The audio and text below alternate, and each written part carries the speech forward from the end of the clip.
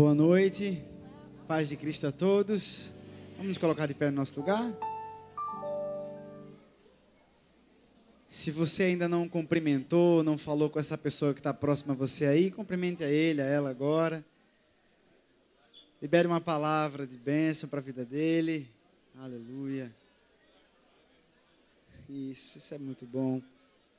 Por favor, pegue sua Bíblia. Abra comigo no livro de Filipenses. Carta de Paulo aos Filipenses.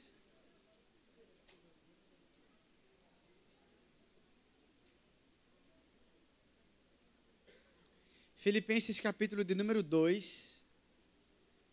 Nós leremos do verso 5 até o verso 11. Vamos ler de uma forma responsiva, né? Então, eu vou ler os versículos ímpares, a igreja lê os versos pares. Quando for no verso 11, todo mundo junto, a gente olha para a tela lá e lê juntos o texto sagrado. Se você, por acaso, está sem Bíblia, pode acompanhar pela tela. E se você achou, diga amém. Se você não achou, diga espera aí. Verso 5 diz assim: de sorte que haja em vós o mesmo sentimento que houve em Cristo Jesus. 6.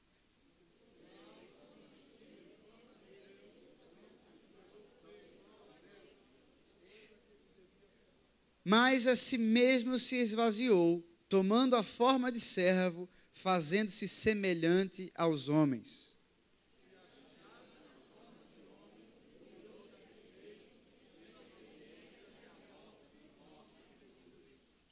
Pelo que Deus o exaltou soberanamente e lhe deu um nome que é sobre todo nome.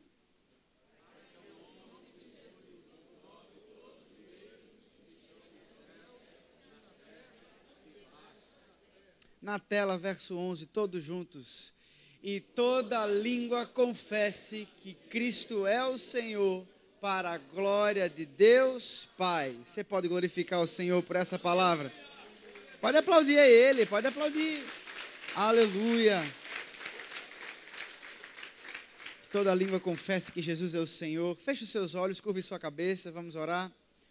Santo e querido Deus, muito obrigado porque nós chegamos à Tua casa nessa noite. Desde já nós Te entregamos o nosso coração, a nossa mente. Nós estamos aqui, Pai, totalmente entregues ao Senhor e pedindo que Teu Espírito Santo tenha toda a primazia nesse lugar. Só o Teu nome é digno de ser adorado, glorificado, enaltecido, engrandecido, porque só Tu és o nosso Senhor. Nós Te adoramos nessa noite, nós Te engrandecemos nessa noite. Estamos aqui para um memorial, uma ordenança do Senhor, e nós Te agradecemos pelo Teu sacrifício, Jesus. Se nós estamos aqui hoje é porque o Senhor entregou a Sua vida, é porque o Senhor se esvaziou a Si mesmo, se humilhou e se entregou como um cordeiro, Pai, para que todos nós tivéssemos acesso à graça, tivéssemos acesso à salvação, fôssemos feitos filhos do Senhor, e nós Te louvamos e Te agradecemos por esse amor tão grande, Pai. Nós Te adoramos, nós chegamos em Tua presença e Te apresentamos cada pedido de oração entregue aqui pelos Teus filhos e esses que estão aqui nessa salva, Pai, escritos como uma demonstração de fé e confiança no Senhor. Fala conosco nessa noite, usa o Teu filho, usa o Teu servo como instrumento poderoso mais uma vez, para que a nossa vida seja abençoada pela Tua palavra. Nós Te entronizamos como Rei, reconhecemos o Teu poderio em nome de Jesus. Amém, amém. Você pode aplaudir o Senhor? Aleluia. Permaneça de pé, vamos louvar o Senhor. Ministério do louvor. Aleluia. Nós servimos a um Deus que não muda. E assim como foi lá em Pentecoste, que Ele veio com fogo, batizando a igreja, assim Ele faz hoje. Depende só da sua disposição, do seu buscar, do seu adorar, do seu orar. E o Senhor vai fazer maravilhas. Aleluia. No dia de Pentecostes, o povo estava lá, orando e adorando, buscando sem parar o Espírito Santo.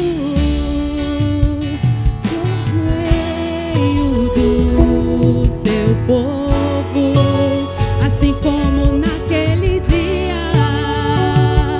Deus vai fazer de novo, batiza o teu povo, derrama tua Shekinah, Senhor. Batiza com fogo, derrama tua Shekinah, Senhor.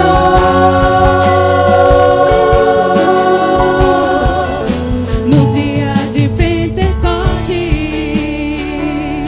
o povo estava lá, orando e adorando, buscando sem parar. O Espírito Santo desceu no meio do seu povo, assim como naquele dia. Deus vai fazer de novo. Batiza teu povo, derrama tua Shekinah, Senhor.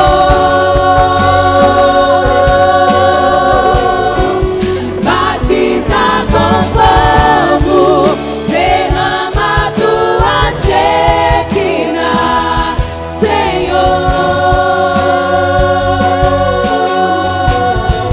Batiza teu povo, derrama tua Shekinah, Senhor.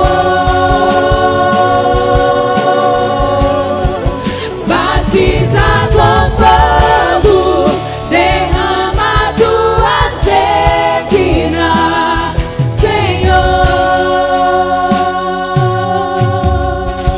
Aleluia. E o batismo do Espírito Santo lhe habilita para fazer você viver coisas maiores, maiores no Senhor. É por isso que é importante o batismo com o Espírito Santo de Deus. Aleluia.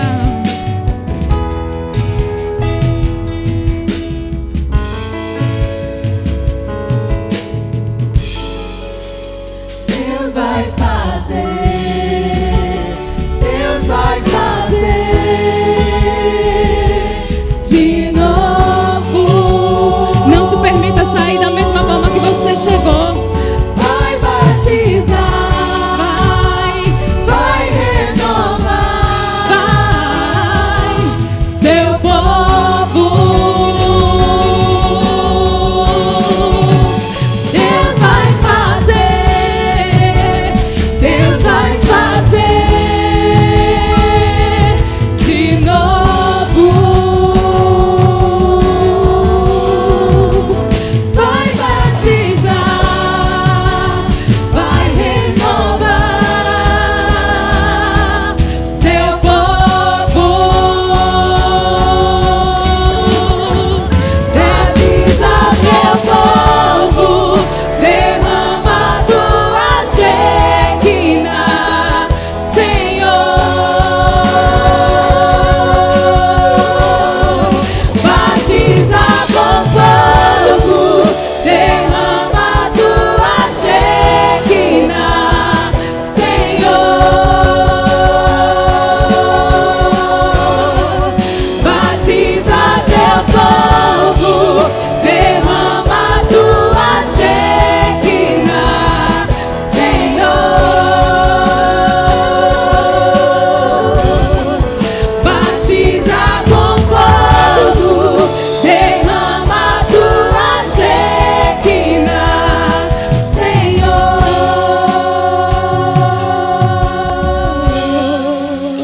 Aleluia. Glorifica o Senhor. Oh, aleluia.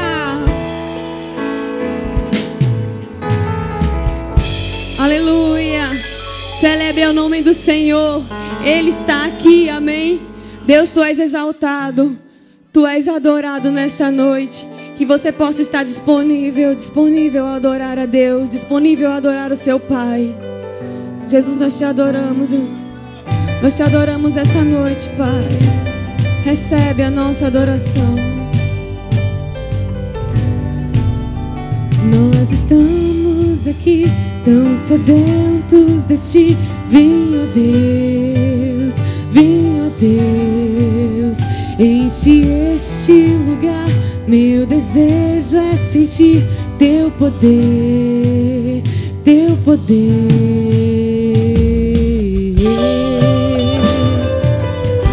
Oh, aleluia.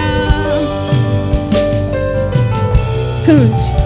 Nós estamos aqui tão sedentos de Ti. Vem, ó Deus, vem, ó Deus, enche este lugar. Meu desejo é sentir Teu poder, Teu poder.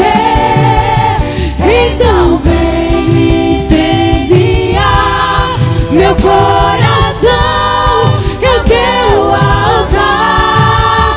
Quero ouvir o som do céu, Tua glória contemplar. Então vem incendiar meu coração, é o Teu altar. Quero ouvir o som do céu, Tua glória contemplar. Nós adoramos aquele que é, que era, que há de vir. Oh, aleluia.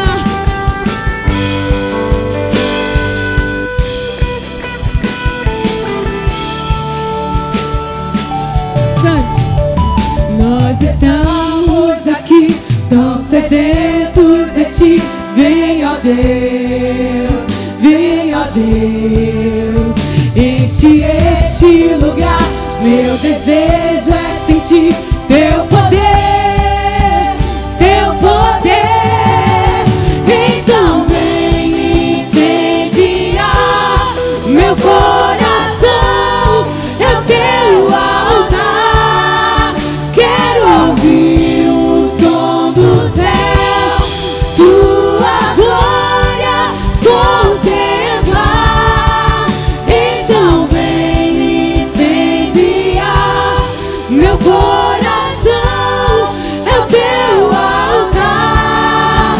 Quero ouvir o som do céu, Tua glória contemplar.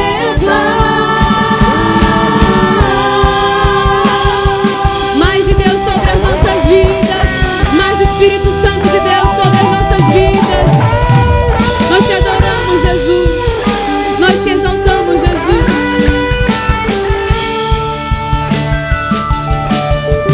Te damos honra, te damos glória. Teu é o poder pra sempre. Amém. Diga. Te damos honra, te damos glória. Teu é o poder pra sempre. Amém. Te damos honra, te damos glória. Teu é o poder pra sempre. Amém. Então vem incendiar meu coração, é o Teu altar. Quero ouvir o som do céu, Tua glória contemplar. Então vem incendiar meu coração, é o Teu altar. Quero ouvir o som do céu, Tua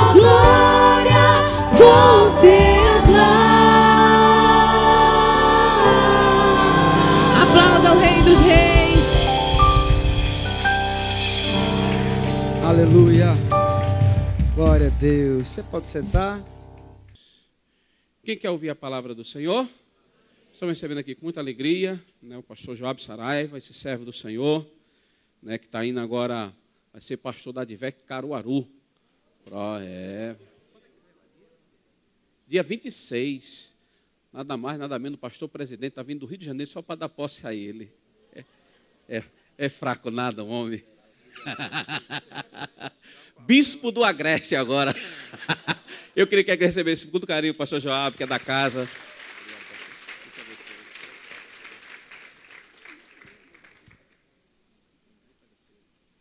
Glória a Deus, a paz de Cristo a todos. Quero externar a minha gratidão à pessoa de Deus por estar aqui mais uma vez na Advec Caxangá, né? Meu tangedor Jairo ali. Eu quero pedir, vou fazer meus agradecimentos, mas eu quero pedir para que você abra sua Bíblia no Evangelho segundo escreveu Lucas, capítulo de número 16. Evangelho segundo escreveu Lucas, capítulo de número 16, a partir do versículo de número 19. Não é nada de ordenança, nada dogmático, nada doutrinário, mas só para que você se locomova um pouquinho. Se você achou o texto, a sua sinalização que você achou é você se colocar de pé. Tá certo? Lucas 16, a partir do verso 19. Enquanto você está procurando, eu quero externar a minha gratidão à pessoa de Deus por tamanha oportunidade de ministrar a palavra aqui nesta casa. Louvar a Deus pela vida do pastor Edson, pela confiabilidade de ceder o púlpito da sua igreja, que ele é dirigente, para que nós pregássemos aqui. Eu estava aqui há poucos instantes e aqui me passava um filme que eu comecei a lembrar das vezes que a primeira igreja da Advec, para quem é um pouco mais antigo, sabe que a primeira igreja da Advec que eu fui foi da igreja da Caxangá. No ano de 2012, dezembro de 2012, eu estava chegando aqui nesta igreja. E foi aqui que eu recebi grandes promessas da parte de Deus, coisas inimagináveis, que eu não tinha nem noção o que Deus disse que faria na minha vida. E eu fazia a pergunta também da Maria, né? Quando ela encontrou lá o anjo, eu perguntei assim: como será isto? Né? Como que vai acontecer? E o tempo vai passando, daqui eu saí para Moreno, de Moreno fui para Escada, de Escada fui para a sede Boa Viagem, de Boa Viagem lá na Ibiribeira com o pastor Oséias, e agora com essa missão lá da Advec Caruaru. Mas tudo começou aqui. Eu quero externar a minha gratidão a Deus pela vida do pastor Edson, porque foi o instrumento de Deus para que me recebesse aqui na Advec de Caxangá. Deus abençoe, pastor, o senhor faz parte da minha história. Deus abençoe diácono Francisco, pastor Francisco. Deus abençoe diácono Nanini. Deus abençoe a cada membro, a cada congregado, a cada obreiro, a cada visitante aqui desta igreja. Que a boa mão de Deus esteja continuamente sobre a vida de vocês, em nome de Jesus. Um beijo no rosto de cada um, não no coração, porque no coração vai melar minha boca de sangue. Então, um beijo no rosto de cada um de vocês. Vamos meditar na palavra de Deus. Essa palavra hoje que o Espírito colocou no meu coração para compartilhar convosco aqui neste lugar. Lucas 16, verso de número 19, diz assim a palavra do Senhor. Ora, havia certo homem rico que se vestia de púrpura e de linho finíssimo, e que todos os dias se regalava esplendidamente. Havia também certo mendigo chamado Lázaro, coberto de chagas, que jazia à porta daquele, e desejava alimentar-se das migalhas que caíam da mesa do rico. E até os cães vinham lamber-lhe as úlceras. Aconteceu que, morrendo o mendigo, e foi levado pelos anjos para o seio de Abraão, morreu também o rico, e foi sepultado. No inferno, estando em tormentos, levantou os olhos e viu de longe Abraão e a Lázaro no seu seio. Então chamou e disse: Pai Abraão, tenha misericórdia de mim, e manda Lázaro que molhe em água a ponta do seu dedo e me refresque a língua, porque eu estou atormentado nessa chama. Disse, porém, Abraão: Filho, lembra-te que recebestes os teus bens em tua vida, e Lázaro igualmente os males. Agora, pois, aquele está consolado e tu em tormento. E além de tudo, está posto um grande abismo entre nós e vós, de sorte que os que querem passar daqui para vós outros não podem, e nem os que de lá passar para nós. Então replicou: Pai, eu te imploro que o mandes à minha casa paterna, porque tenho 5 irmãos, para que lhe des testemunho, a fim de não virem também para este lugar de tormento. Respondeu Abraão: eles têm lá Moisés e os profetas, os ouçam. Mas ele insistiu: não, pai Abraão.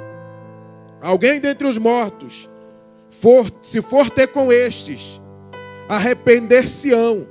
Abraão, porém, lhe respondeu: se não ouvem a Moisés e aos profetas, tampouco se deixarão persuadir, ainda que ressuscitasse alguém dentre os mortos. Curve a sua cabeça, por favor. Senhor, aqui está a tua palavra, Senhor. Palavra viva, palavra eficaz, palavra mais penetrante do que espada de 2 gumes. Esta palavra que nós vamos ministrar nesta noite, reconhecemos as nossas limitações, as nossas desqualificações, a nossa impotência, Pai. Eu reconheço a minha miserabilidade e reconheço que sem ti nada posso fazer. Mas não cheguei aqui nesta noite para ser palestrante, para ser informante. Eu cheguei aqui nesta noite para ser o teu arauto. Arauto fala aquilo que o seu Senhor mandou dizer, sem acrescentar absolutamente nada. Eu tenho certeza e a plena convicção que antes que eu pegasse neste microfone, o Senhor pegou primeiro. E eu tenho certeza que é uma predisposição do teu Santo Espírito para tratar aos nossos corações de uma forma especial.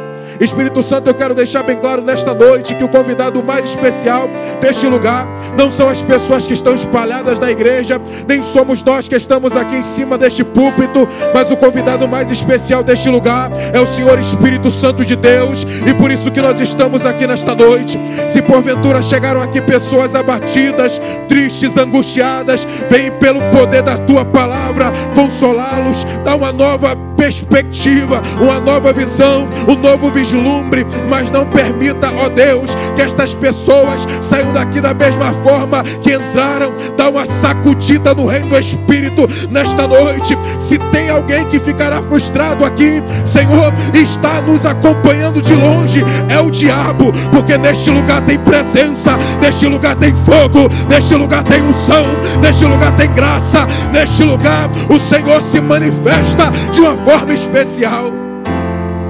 Espírito Santo de Deus, eu quero te rogar, semelhante àqueles discípulos que estavam no caminho de Emaús, e de repente no partir do pão, quando o Senhor desapareceu, um começa a dialogar com o outro e diz assim: você percebeu que os nossos corações ardiam quando ele falava? Se for apenas a minha voz, nada vai acontecer. Se for apenas informações, nada vai acontecer. Mas se for a tua voz, Espírito Santo, corações vão arder aqui neste lugar. Corações serão impactados aqui nesta noite, e eles dirão: o nosso Senhor está falando, o nosso Mestre está falando, o nosso Deus está tratando conosco aqui neste lugar. A nossa posição nesta noite é semelhante aos 24 anciãos de Apocalipse capítulo 4, a partir do verso 10, que ao chegarem diante do trono do Cordeiro, tiraram as coroas de suas cabeças e se prostraram diante do trono e começaram a dizer: digno é o Cordeiro de receber toda a honra, digno é o Cordeiro de receber toda a glória, digno é o Cordeiro de receber todo o louvor, digno é aquele que criou todas as coisas, digno é aquele que venceu, digno é aquele que está exaltado, digno é aquele que está sentado, digno é aquele que está no alto e sublime trono, coroado de glória, de majestade, de poder. A esse Deus que nós servimos, a esse Deus que nós adoramos, a esse Deus que nós entronizamos, a esse Deus que nós reconhecemos, a esse Deus que nós aplaudimos, é o Senhor. Permanece conosco nesta noite. Glorifica e exalta o teu santo nome uma vez mais no nosso meio. É isso que eu te peço e te agradeço em nome de Jesus. Amém. Graças a Deus. Você pode tomar seu assento. Aleluia. Glória a Deus. Escute, preste atenção e olhe para cá, por favor. O tema que eu quero tratar com vocês acerca desse texto que acabamos de ler no Evangelho segundo escreveu Lucas, capítulo de número 16, a partir do verso de número 19. É um texto que nos deixa com o coração extremamente acelerado, porque fala de coisas que nós vivenciaremos no futuro, e fala também de coisas que nós estamos vivenciando no presente, e em dados momentos estamos errando, cometendo os erros que este personagem que eu tratarei aqui nesta noite cometeu. E o tema dessa mensagem nesta noite é: chegará um tempo que não haverá mais tempo. Eu vou repetir mais uma vez para que você guarde no seu coração. Chegará um tempo que não haverá mais tempo. Repita comigo, chegará um tempo que não haverá mais tempo. As três grandes perguntas básicas que nós escutamos comumente quando nós começamos a entender a nossa existência, nós perguntamos para nós mesmos de onde nós viemos. E a Bíblia nos responde isso lá em Gênesis capítulo 1, versículo de número 26, quando a Bíblia vai dizer que Deus, com a sua santíssima trindade, Deus Pai, Deus Filho e Deus Espírito, ele se reúne e diz: façamos o homem, conforme a nossa imagem, a nossa semelhança. Então nós somos sabedores que temos uma originalidade espiritual, física, imaterial. Deus nos criou, e dentro de uma perspectiva teológica como queira, mas é isso que nós defendemos quanto pentecostais, acreditamos numa tricotomia. O que é isso, pastor? Três, tomia, partes. Nós somos constituídos de três partes: corpo, alma e espírito. Corpo é essa caixa, isso que você tem, o estereótipo. A alma, a capacidade evolutiva, o seu intelecto, a sua inteligência. E o espírito, que é a partícula de Deus, que está sobre mim e sobre você. E essa partícula de Deus, esse espírito, ele deu em Gênesis capítulo 2, versículo 7, quando ele soprou nas narinas de Adão, e a Bíblia vai dizer: o homem tornou-se alma vivente. Nós não somos obra do acaso. E algumas pessoas têm se perdido dentro do meio acadêmico, porque quando entra para estudar algumas teorias de filósofos que tiveram frustrações na religião, que tiveram alguma frustração paterna e começaram a propagar o ateísmo e de forma exacerbada a pregar o evolucionismo, algumas pessoas que tiveram experiências começaram a se tornar pessoas céticas, pessoas que começaram a colocar a Bíblia em xeque. Mas a teoria deles já tem o nome, teoria. Não há nada comprovado. Eles preferem acreditar em visões humanas, mas essa igreja não. Nós acreditamos na palavra de Deus, e a palavra diz que Deus nos criou, que Deus nos formou, que Deus nos tornou alma vivente. A Bíblia vai dizer em Efésios, no capítulo 2, versículo de número 10, vai dizer que nós somos feituras dele, ou seja, fomos seres criados por Deus. Deus que nos criou, mas por causa do pecado que foi introduzido pelo nosso pai Adão lá no Éden, nos tornamos escravos do pecado. E Paulo, de uma forma extremamente maestral, vai escrever aos Romanos, no capítulo 3, versículo 23, que tornou-se um dos textos áureos para aqueles que amam a Bíblia, que diz a palavra de Deus que todos pecaram e destituídos estão da glória de Deus. Não disse que parcialmente alguns pecaram, não diz que a metade pecou, mas a Bíblia vai dizer que todos pecaram e estão destituídos da glória de Deus. A Bíblia vai dizer que o homem é escravo do pecado. Jesus, lá no Evangelho de João, no capítulo de número 8, ele conversando com os fariseus vai dizer assim: conhecereis a verdade vos libertará. Aí os fariseus olham para eles assim: como nós sendo filhos de Abraão, você diz que nós somos escravos? Jesus olha para eles assim: todo aquele que comete pecado é escravo do pecado. O escravo não permanece na casa, mas o filho sim. No verso de número 36 de João, capítulo de número 8, ele vai dizer: se pois o filho vos libertar, verdadeiramente sereis livres. Uma coisa que eu aprendo com as Sagradas Escrituras é: o homem por natureza é pecador, o homem por natureza é escravo do pecado, o homem por natureza merece o inferno, a condenação eterna. O homem, por natureza, não tem predisposição de servir e buscar as coisas de Deus. Mas diz a Bíblia que chegou o Filho veio para desfazer as obras do diabo. E ele disse: se pois o Filho vos libertar, verdadeiramente sereis livres. Quando o Filho liberta, a prisão é aberta. Quando o Filho liberta, os grilhões são quebrados. Quando o Filho liberta, práticas que nós fazíamos no passado são desfeitas, porque o Filho chegou para propagar o ano aceitável do Senhor e determinar o novo tempo sobre as nossas vidas. Agora escute isso aqui. Pastor, o senhor leu um texto, introduziu um assunto, mas não entrou no texto ainda. Eu vou entrar aqui agora. Se você perceber, em Lucas,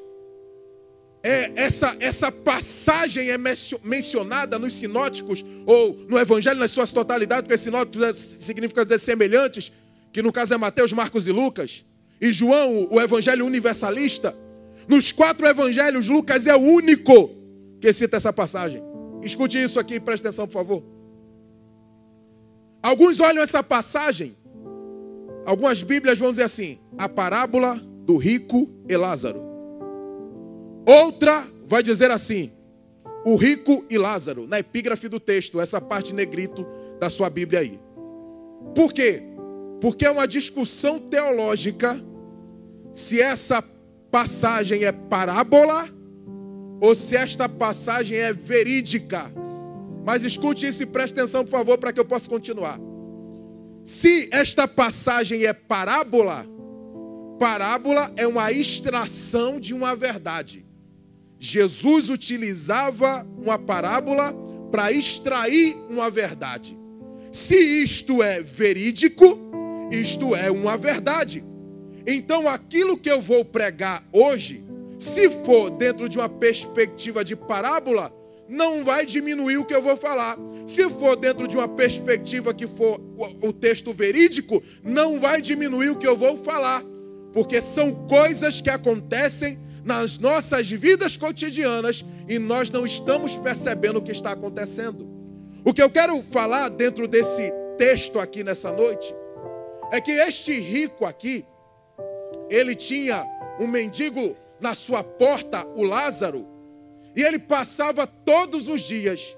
E a Bíblia vai dizer que ele se regalava esplendidamente com tudo que ele tinha, com as suas riquezas, com as suas festas, e desprezava o Lázaro. Ele não se lembrava de absolutamente nada. O que ele estava preocupado era com o seu bel prazer. O que ele estava preocupado era satisfazer o seu próprio ventre. O que ele estava preocupado era obter satisfação própria. E as pessoas que estavam o cercando, que se quebrassem. As pessoas que estavam o cercando, que continuassem na mesma miserabilidade.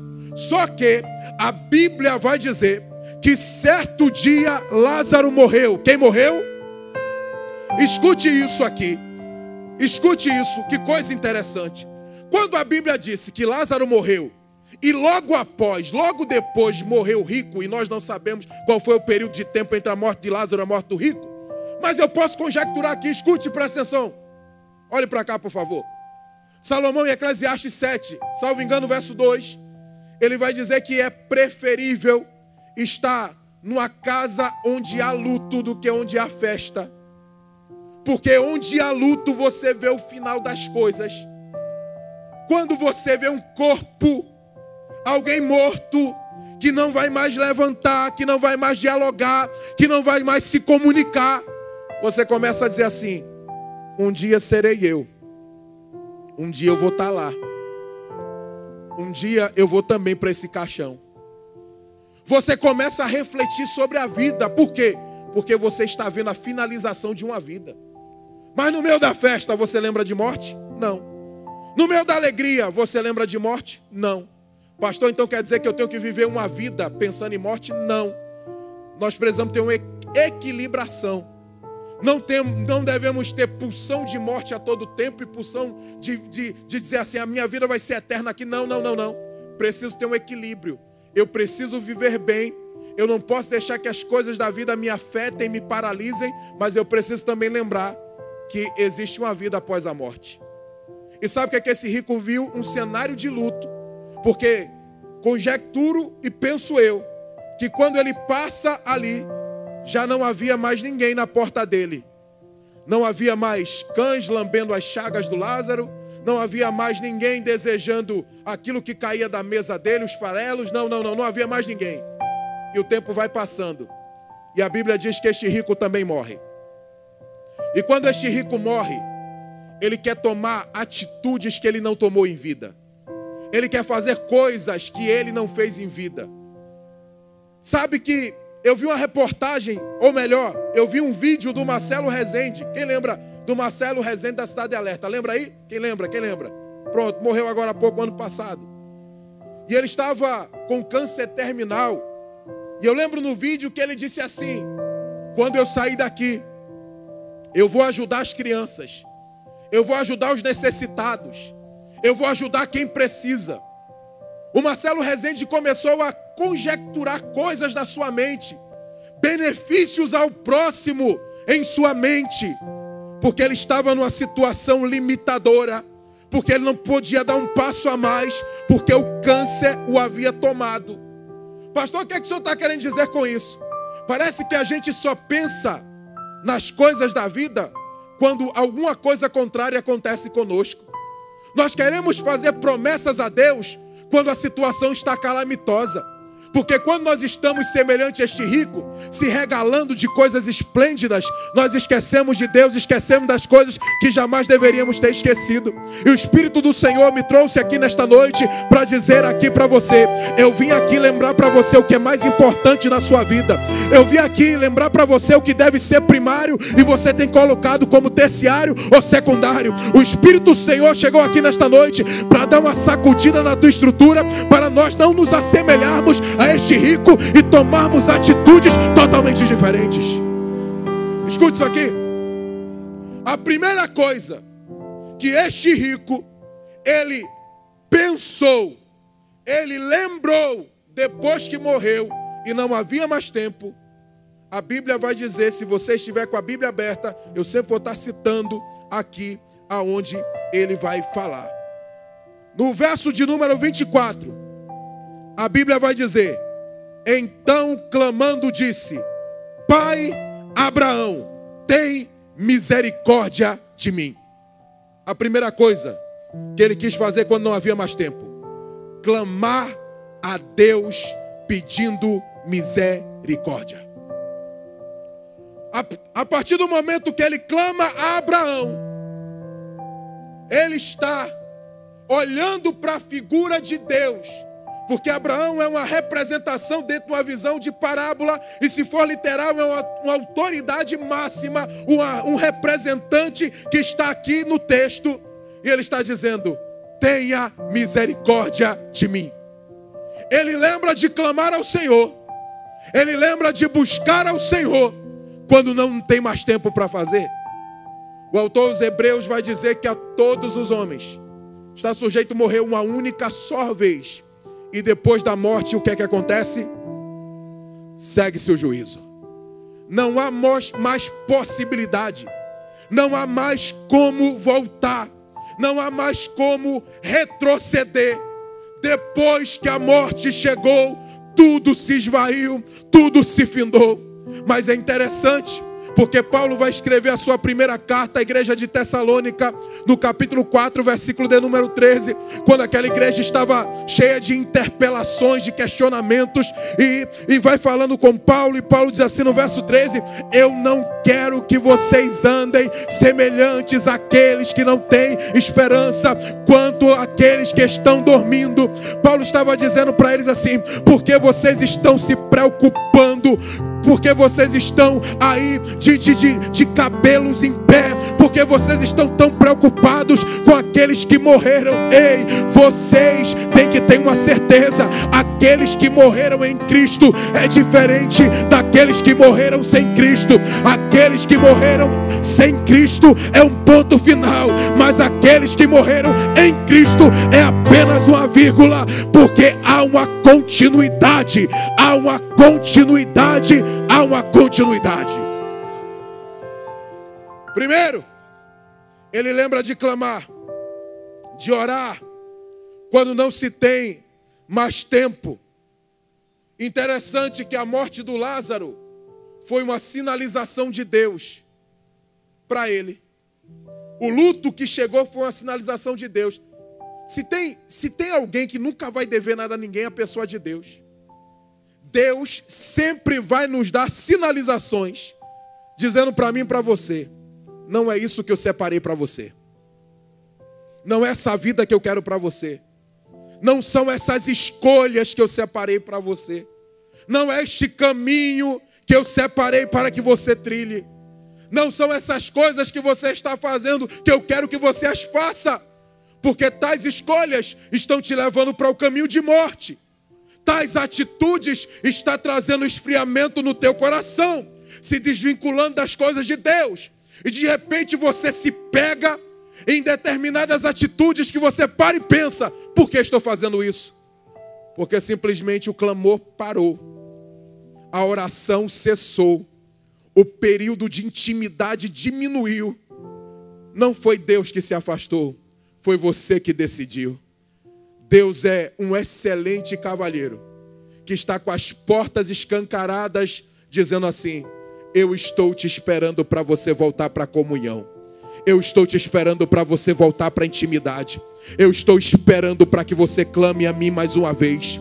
Eu estou esperando para que você se relacione comigo mais uma vez. Eu estou esperando que você tenha prazer de mergulhar no oceano do Espírito. As águas que eu quero que você esteja não são as águas do tornozelo, não são as águas dos lombos, mas as águas que eu quero que você esteja são as águas que você esteja totalmente imerso, que você não consiga se movimentar. Isso significa dizer que sou eu que terei o controle sobre a sua vida. Sou eu que determinarei as diretrizes suas. Todas as vezes que você tentou fazer da sua forma, não saiu do jeito que você quis, porque simplesmente houve precipitações. Mas eu cheguei aqui nesta noite para te dizer neste lugar: volta a clamar mais uma vez, volta a me buscar mais uma vez. Eu vou mudar, eu vou reverter a situação, mas eu estou te chamando à intimidade mais uma vez.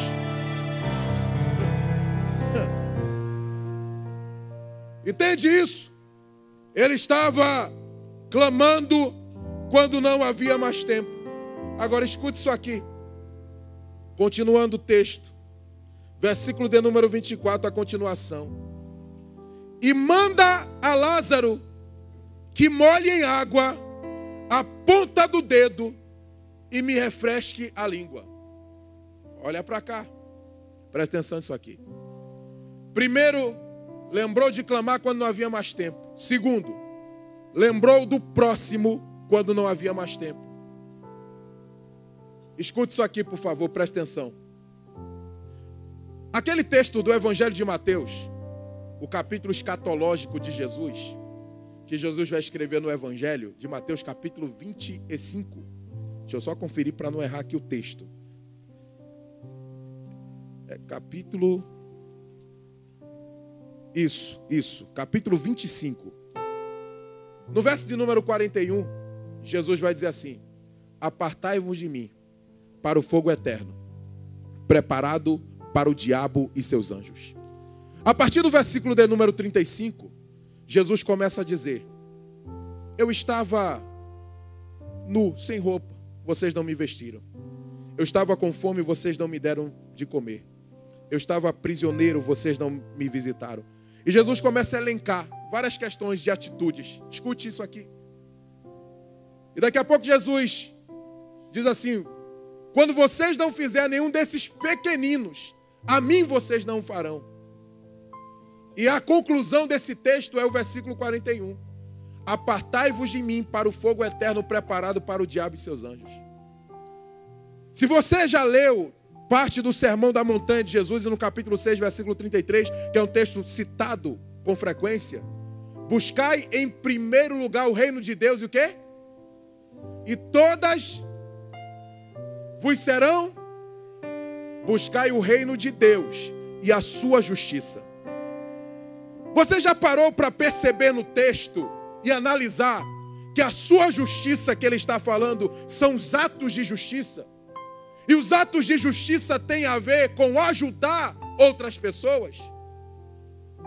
Ajudar pessoas que não podem me retribuir.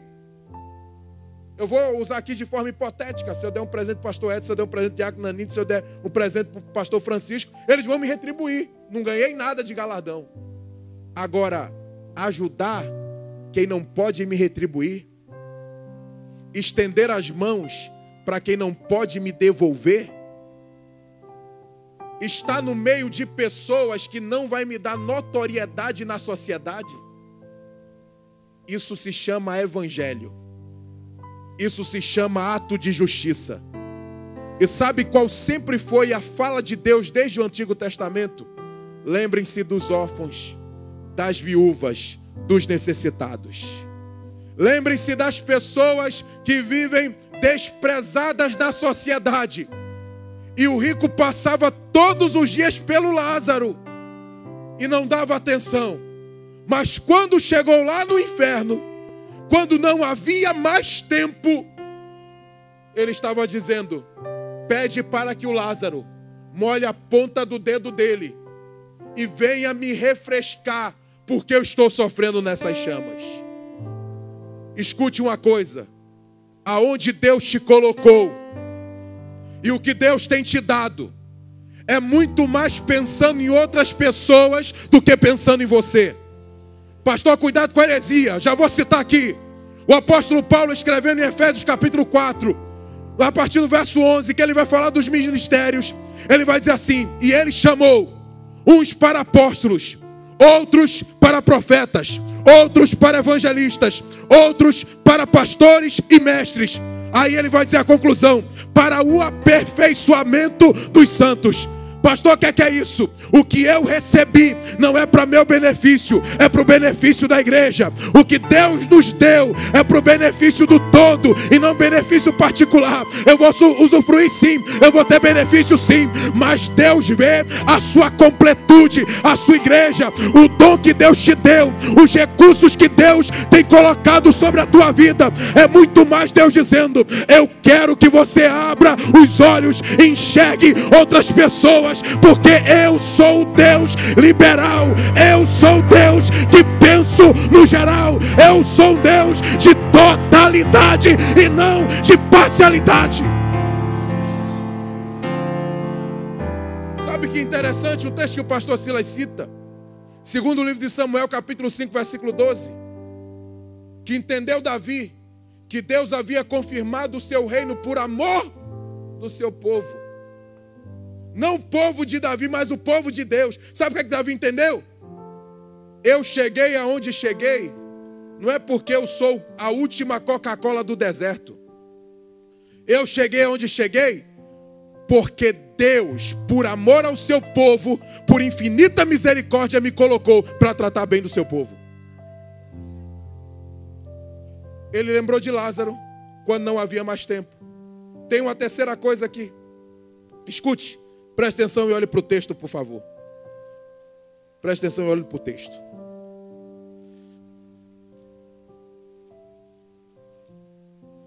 No versículo de número 25, ou melhor, no versículo de número 27, ele vai dizer assim: então replicou: Pai, eu te imploro que me envies à minha casa.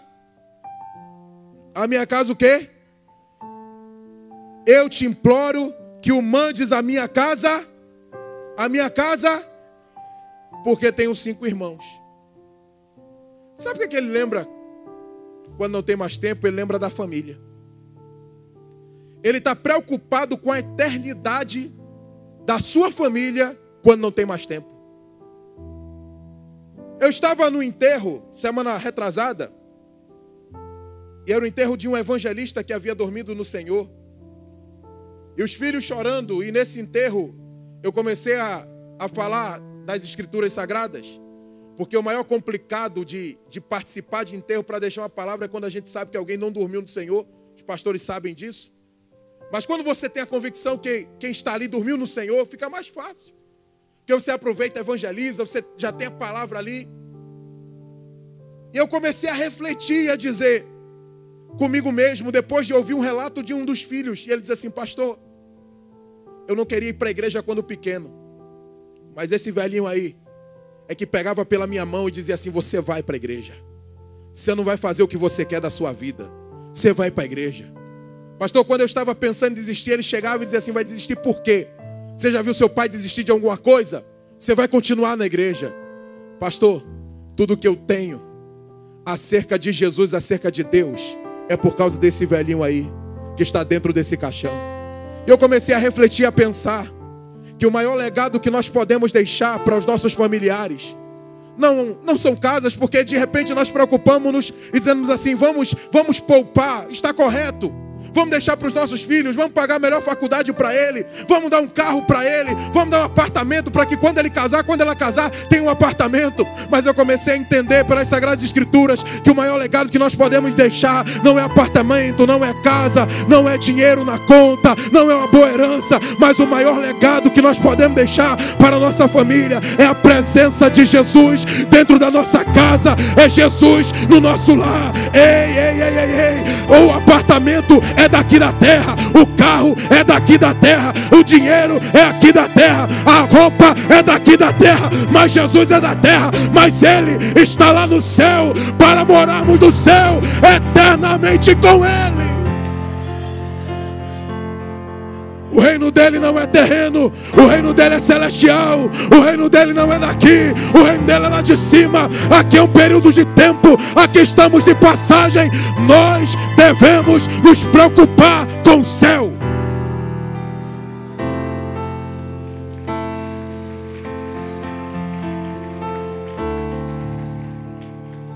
Escute isso aqui.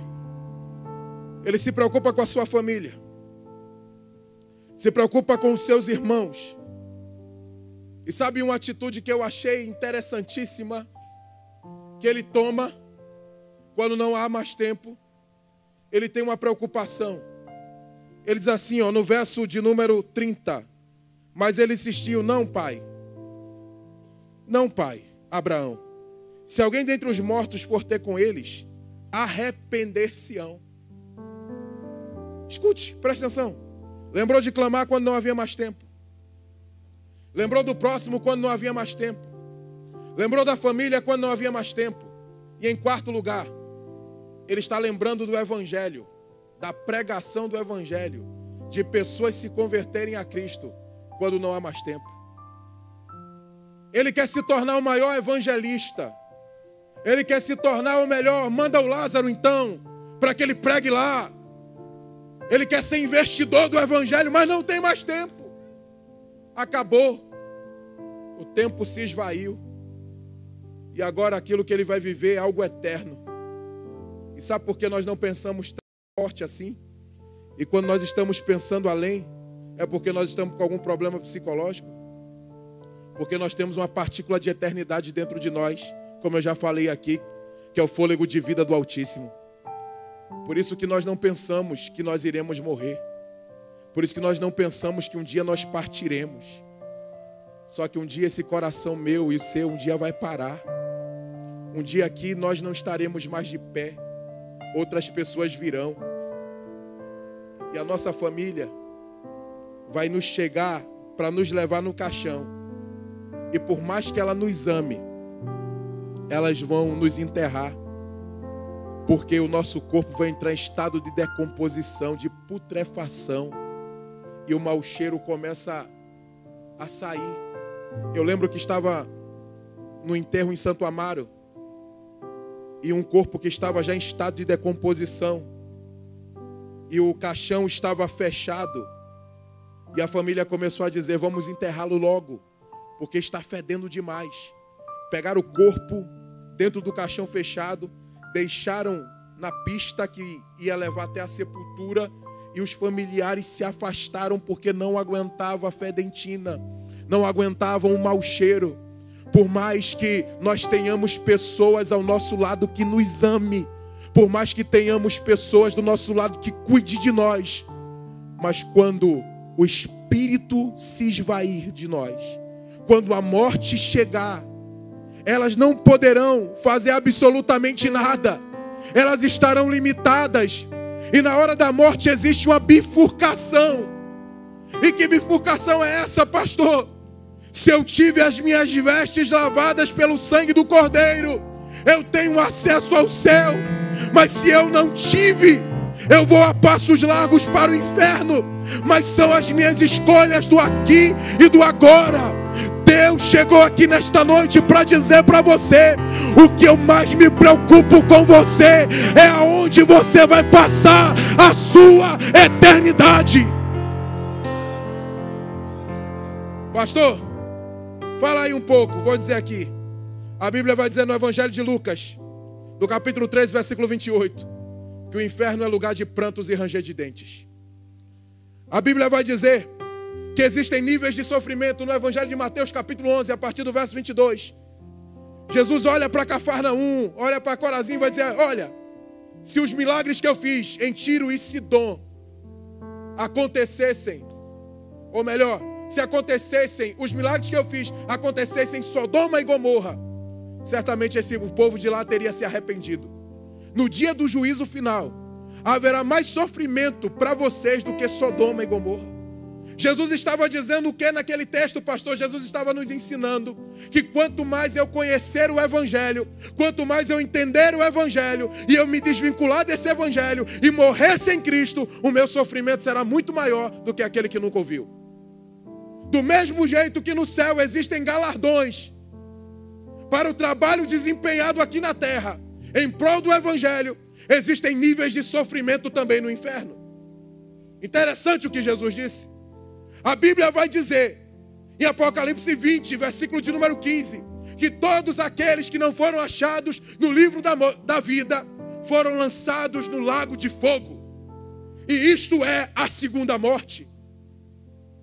Escute, preste atenção.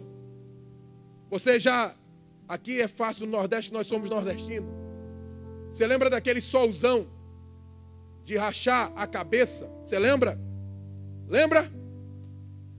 Lá no inferno é muito pior.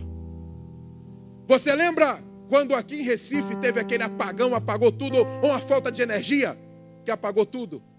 A Bíblia vai dizer que no inferno é lugar de escuridão, de densas trevas. Lembra aquele dia que você estava angustiado, angustiada? E você, quando lembra daquele dia, isso até te abala até hoje. A angústia lá no inferno é muito maior porque tem ausência de Deus.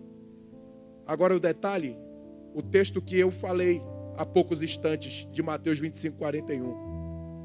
O inferno não foi preparado para o homem. O inferno foi preparado para o diabo e seus anjos. Deus não separou o inferno para você e nem para mim. O homem vai para lá por consequência do pecado. Deus não manda ninguém para o inferno. Elas vão para lá por conta própria, ao se recusar a dar ouvidos ao convite de Deus e crer em seu Filho. Jesus vai dizer em João 12, verso 48, que essas palavras que ele tem pregado nos dias de hoje, no dia do juízo final, servirão de condenação. O evangelho que é de salvação, por receber o desprezo da humanidade, aqueles que morrerem sem Cristo, terão um evangelho que servirá como condenação. Pastor, alivia mais um pouco, que eu já estou com vontade aí de ver o senhor parar. Tudo bem, eu já falei do inferno, é um lugar que Deus não quer que nós estejamos, mas permita-me falar agora um pouco do céu. A Bíblia vai dizer, lá em Filipenses 3, a partir do verso 20, o apóstolo Paulo vai dizer: mas a nossa pátria está nos céus, de onde esperamos o nosso Salvador, que transformará o nosso corpo abatido para ser conforme o seu corpo glorioso, segundo o seu eficaz poder de sujeitar a si mesmo todas as coisas. O mesmo apóstolo Paulo, em 1 de Coríntios, capítulo 15, versículo de número 51, ele vai estar lá escrevendo, dizendo: eis que vos digo mistério, na verdade nem todos nós dormiremos, antes seremos arrebatados no momento ante a última trombeta, no abrir e fechar de olhos, pois a trombeta soará e nós seremos arrebatados. Aí ele vai dizer: pois convém que aquilo que é corruptível se revista de corruptibilidade, e aquilo que é mortal se revista de mortalidade. Quando aquilo que é corruptível se revestir de corruptibilidade e aquilo que é mortal se revestir de mortalidade, cidade, cumprir-se a profecia. Tragada foi a morte na vitória. Onde está a morte? O teu aguilhão. Onde está o inferno? A tua vitória. O aguilhão da morte é o pecado, a força do pecado é a lei. Mas graças a Deus que nos dá vitória por nosso Senhor e Salvador Jesus Cristo.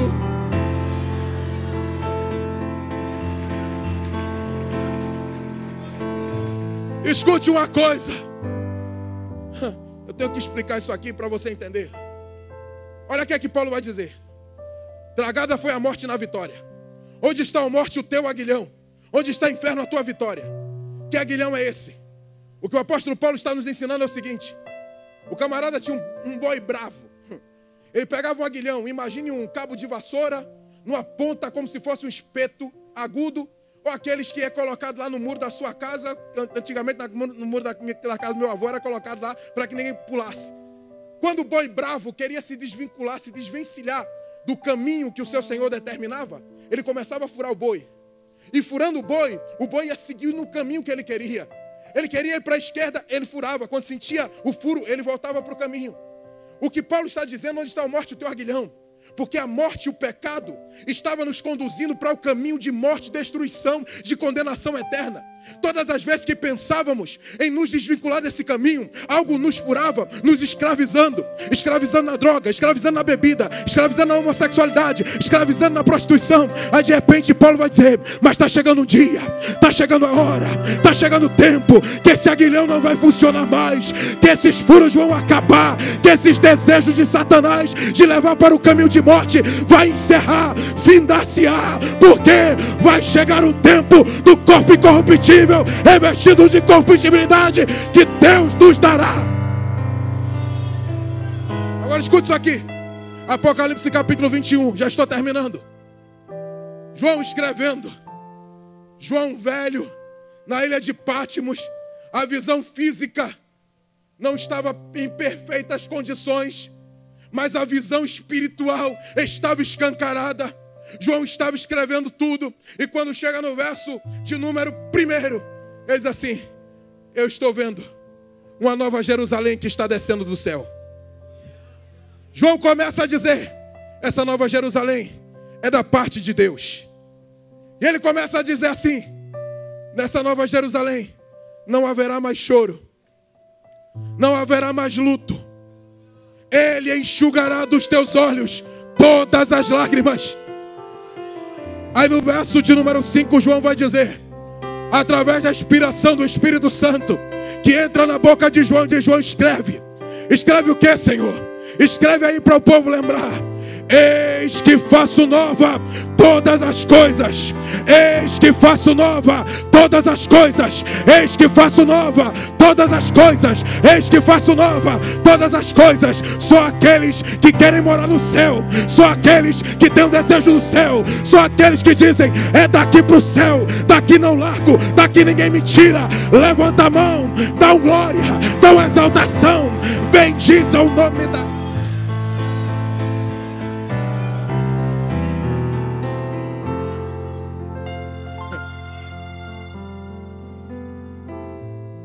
Escute uma coisa.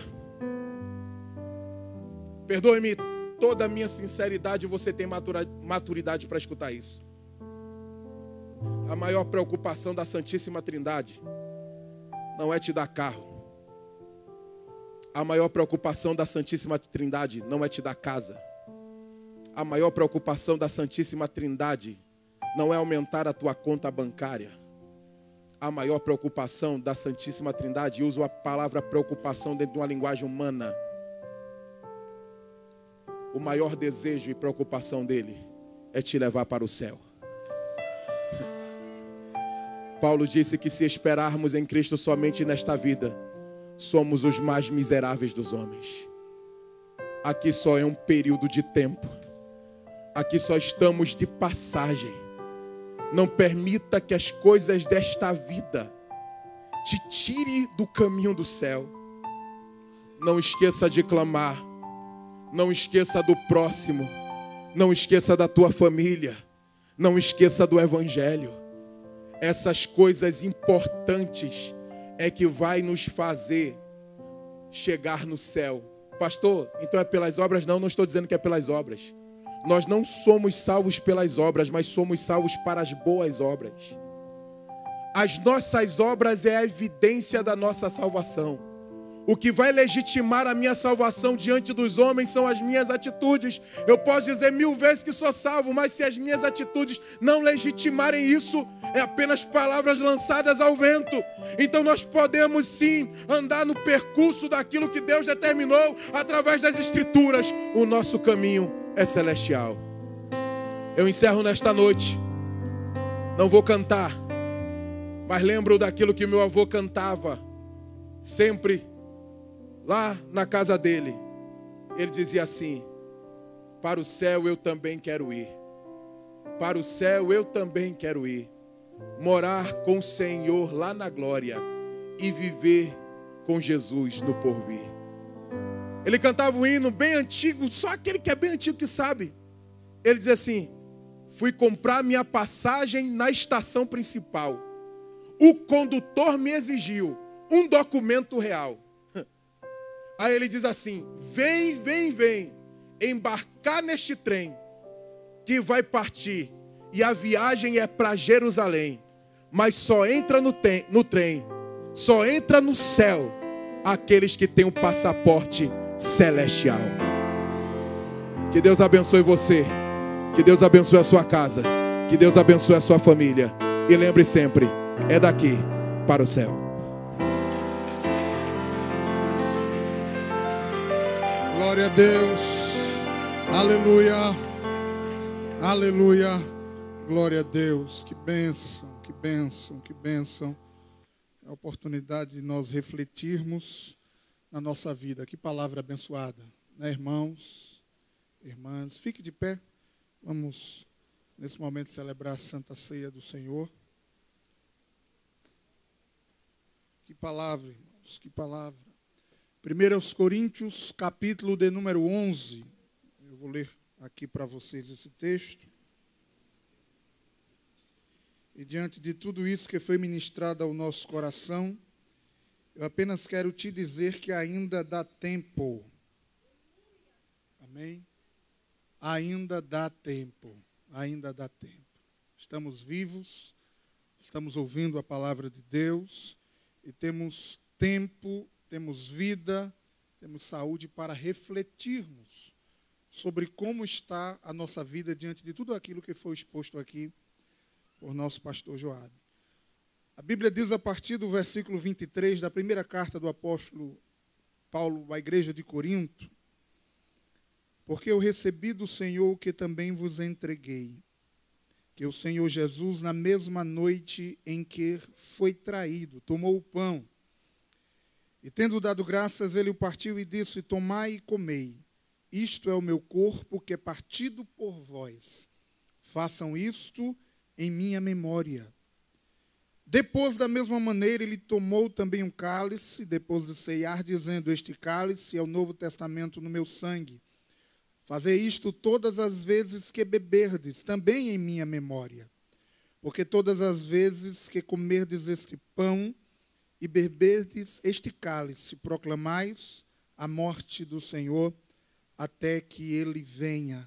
Portanto, qualquer que comer este pão e beber este cálice do Senhor indignamente, será culpado do corpo e do sangue do Senhor. O verso 28 diz assim: mas examine-se o homem a si mesmo. Mas examine-se o homem a si mesmo. Deixa eu repetir mais uma vez. Mas examine-se o homem a si mesmo. É um convite pessoal, é um convite individual. E eu repito, ainda dá tempo. Não deixe de forma nenhuma o diabo dizer que é melhor você desistir, não é? Eu não sei como foi o seu mês, a sua semana, alguma coisa que pode estar incomodando a tua consciência em relação à tua comunhão com Deus. Mas o texto diz: examine-se o homem a si mesmo. É um momento que você pode se examinar particularmente, não é? E dizer: Senhor, eu me lembro nesta hora daquilo que falei, daquilo que pensei, daquele meu comportamento, não é, que podem ter entristecido ao Senhor. E esse exame, ele deve preceder a Santa Ceia, não é? Examine-se, pois, o homem a si mesmo, e depois coma do pão e beba do cálice. Então, 10 segundos aí, se você desejar, faça um exame de você mesmo, antes da gente continuar o texto. E se você achar necessário, pede aí perdão ao Senhor, pede força a Ele. Ele não vai desistir de você, não. Ele não vai desistir de você. Ainda dá tempo.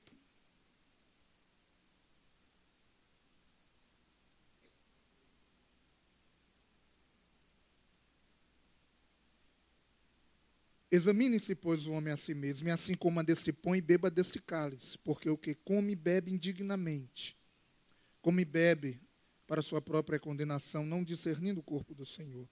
Por causa disso, muitos estão fracos, doentes, e muitos até dormem. Porque se nós julgássemos a nós mesmos, não seríamos julgados. Mas quando somos julgados, somos disciplinados pelo Senhor, para não sermos condenados com o mundo. Amém? Estaremos orando pelo pão nesta hora, para estarmos participando assim da Santa Ceia do Senhor. Mesmo você que não congrega aqui conosco, se você for membro da igreja de uma outra denominação, está em comunhão com o Senhor, a Santa Ceia é do Senhor e você pode participar conosco.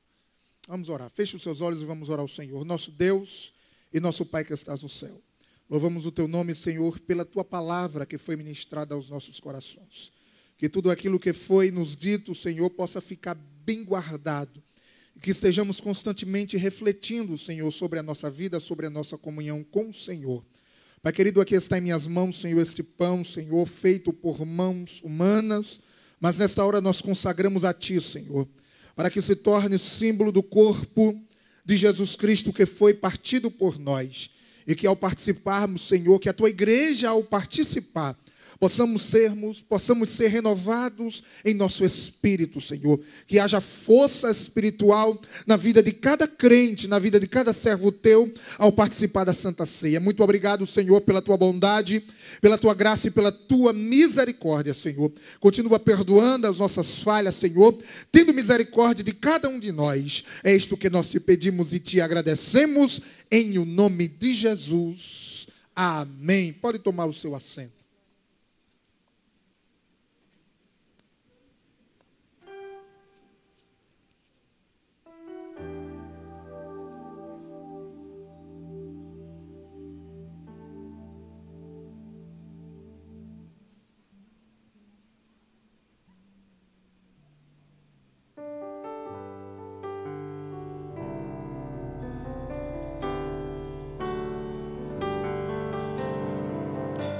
Bem mais que as forças, poder e reis,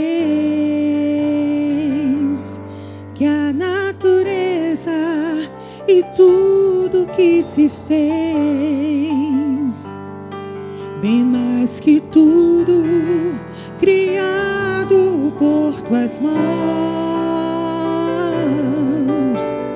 Deus, Tu és o início, meio e fim, bem mais que os mares, bem mais que o sol e as maravilhas que o mundo conheceu, e as riquezas, tesouros dessa terra,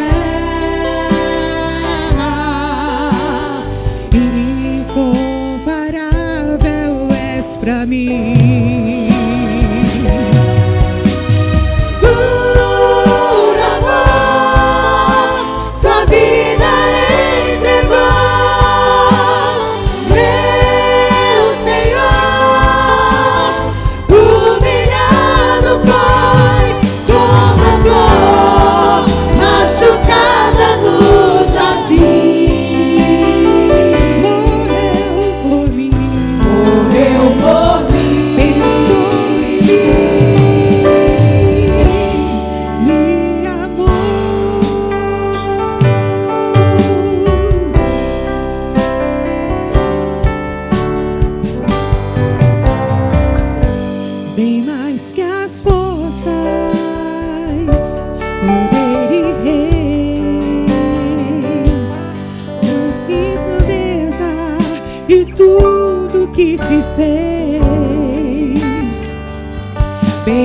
mais que tudo, criado com tuas mãos. Deus, tu és o início, meio e fim, bem mais que os mares, bem mais que o sol e as maravilhas que o mundo conheceu, e as riquezas, tesouros dessa terra, incomparável és pra mim. Por amor, sua vida entregou, meu Senhor. Humilhado foi como a flor machucada do jardim.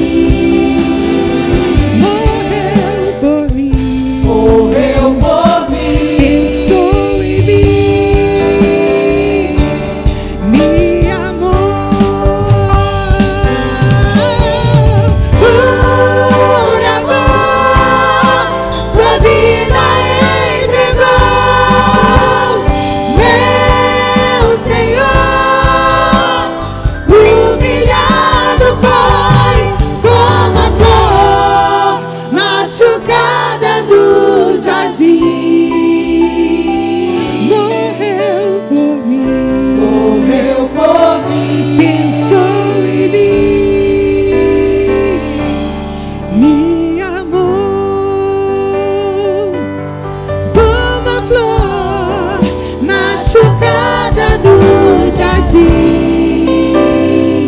Morreu por mim, pensou em mim, me amou. Aleluia. Você pode adorar ao Senhor. Você pode glorificar a Ele. Tudo foi por causa dele. Glória a Deus, glória a Deus, glória a Deus, glória a Deus. A Bíblia diz que, semelhantemente, depois dele ceiar, ele tomou o cálice, dizendo: este cálice é o Novo Testamento no meu sangue.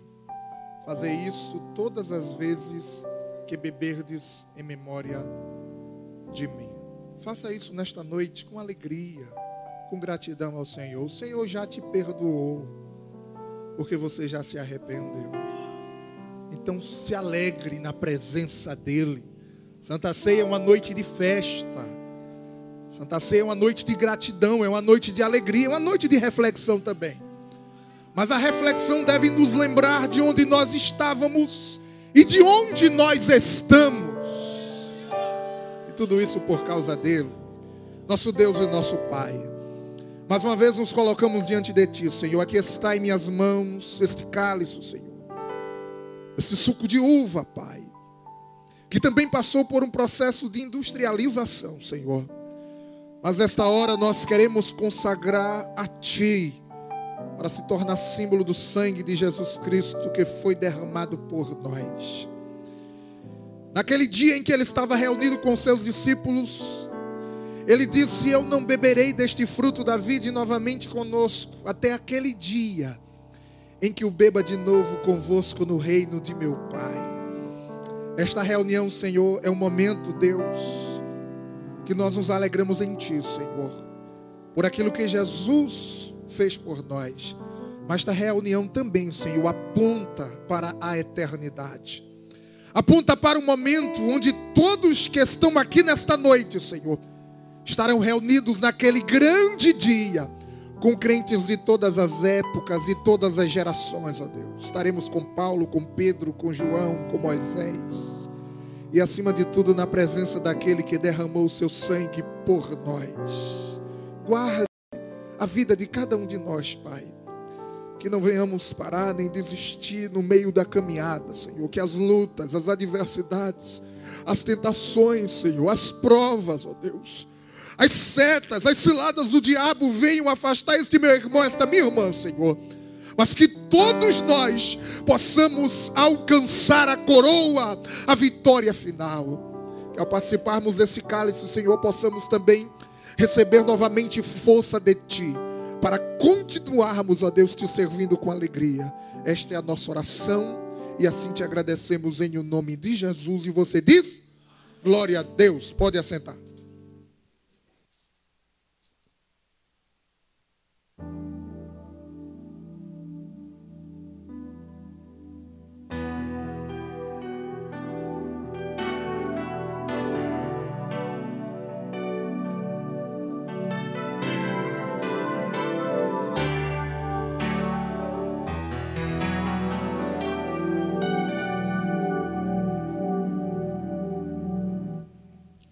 Eu sei que foi pago um alto preço para que contigo eu fosse o meu irmão. Quando Jesus derramou sua vida, Ele pensava em ti. Ele pensava em mim, pensava em nós.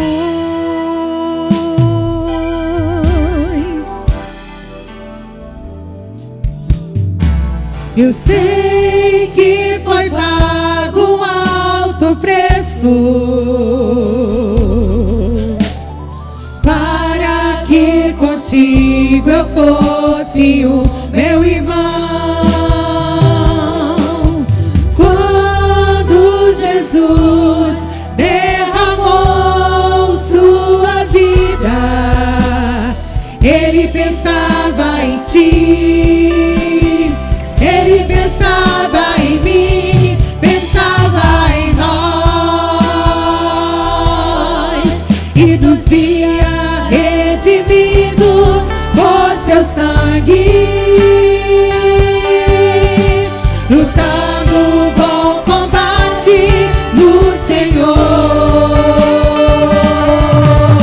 lado a lado trabalhando, sua igreja edificando e rompendo as barreiras pelo amor,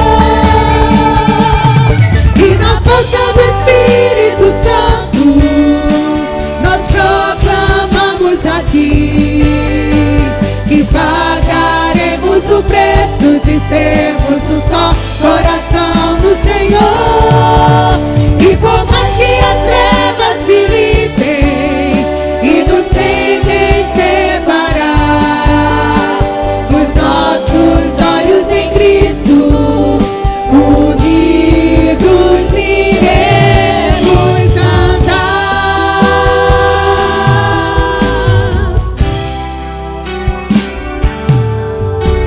Eu sei que foi pago alto preço para que contigo eu fosse o meu irmão. Quando Jesus derramou sua vida, Ele pensava em ti, Ele pensava em mim, pensava em nós,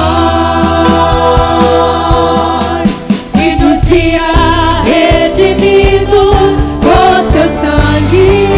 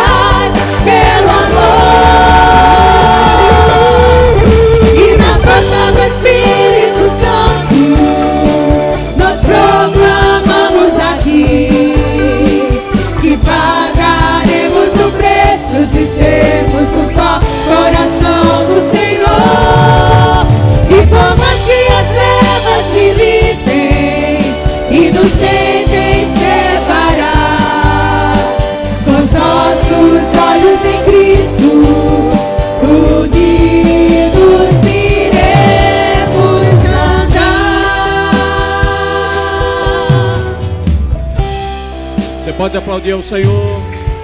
Você pode glorificar o Senhor. Que noite memorável, que noite maravilhosa. Como a presença de Deus é real neste lugar. Obrigado, Jesus, pela bênção da salvação. Aleluia. Obrigado, Jesus, pela bênção da salvação. Todos nós estávamos sendo conduzidos à morte e ao inferno, totalmente perdidos. O Senhor nos viu, nos resgatou, nos redimiu e nos colocou como sacerdotes do seu reino. Obrigado, Jesus.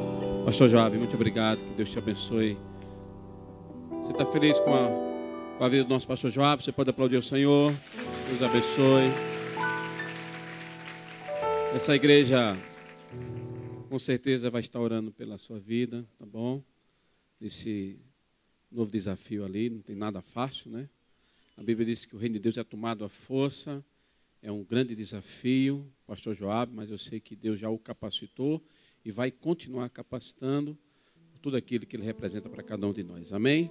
Os irmãos vão estar orando pela vida do nosso pastor Joab, a sua casa, a sua família, a irmã Juliette. Está grávida também, vai ser papai novamente, ó. Deus abençoe, tá bom? Maravilha. Graças a Deus. Vamos orar agradecendo ao Senhor. Lembrando, amanhã tem um trabalho com as crianças aqui, a partir das 14 horas vai ter um cine aqui, vamos passar um filme com as crianças, vai ter pipoca, guaraná, né, suco, enfim, vai ser muito bacana. Domingo de manhã, escola bíblica dominical. Venha para cá, gente, venha para a escola, venha blindar a sua casa, a sua família. Tem sido bênção demais, tem salas para todas, você não tem como pedir desculpar, né? Tem sala para toda a faixa etária, todas, né? O departamento infantil, dos jovens, adolescentes, novos convertidos, então os adultos aqui, né? E quem vai estar ministrando a aula aqui domingo vai ser Dani, que vai falar sobre aqui adoração, né? Vai ser forte, meu Deus, né?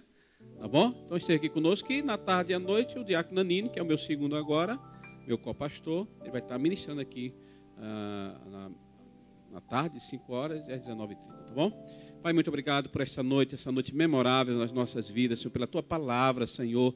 Oh, meu Deus, muito obrigado. Nós vamos caminhar ainda mais 30, 40 dias com essa palavra, porque de onde o Senhor nos tirou e onde o Senhor nos colocou, no meio dos príncipes, Senhor. Obrigado por tudo, Senhor. Obrigado pela Tua boa mão, Senhor. Obrigado pela Tua misericórdia, pelo Teu perdão dos nossos pecados, nos fazendo nova criatura. Oh, Deus, abençoe o pastor Joab, a sua casa, o seu ministério, essa nova jornada, esse desafio que o Senhor coloca sobre a vida dele. E nós cremos, Senhor, que ele há de crescer cada vez mais. Abençoe e multiplique e use o teu servo poderosamente naquele lugar ali, na Advec Caruaru. Nós oramos agradecido por tudo, por cada vida que veio aqui nesta noite, no nome de Jesus. Amém. Abra assim a sua mão.